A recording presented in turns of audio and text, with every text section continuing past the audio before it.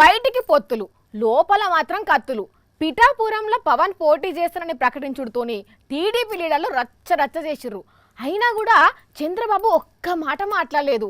అసొంటప్పుడు టీడీపీకి సీటు కేటాయించిన కాడ మనం ఎందుకు సపోర్ట్ చేయాలి వాళ్ళకు, మనం కూడా పోటీ చేసుడే అని పోతిన మహేష్ అనుచరులు మస్తు కోపం చేసిండ్రు.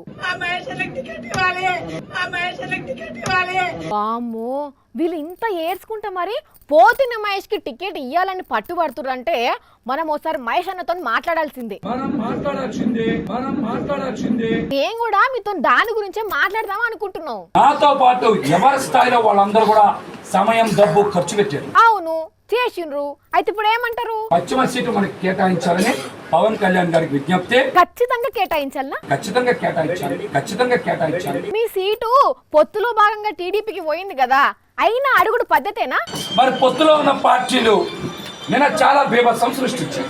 ఏం బీభత్సం అన్నా? పవన్ కళ్యాణ్ గారు స్వయంగా మన పార్టీ అధ్యక్షులు పోటీ చేస్తాను మన దగ్గర.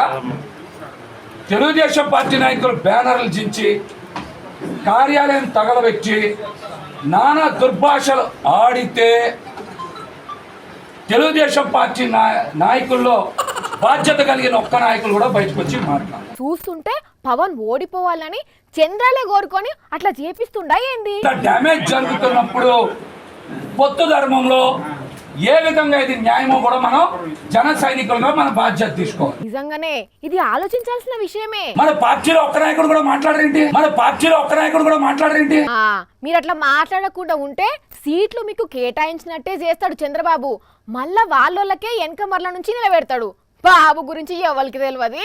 రాష్ట్ర నాయకత్వం ఎందుకు స్పందించదు మన పార్టీలో కూడా? దీని మీద మీరు గట్టిగా పవన్ నిలదీస్తేనే సరే, లేదంటే తూర్పు తిరిగి దండం పెట్టుకోవాల్సిందే.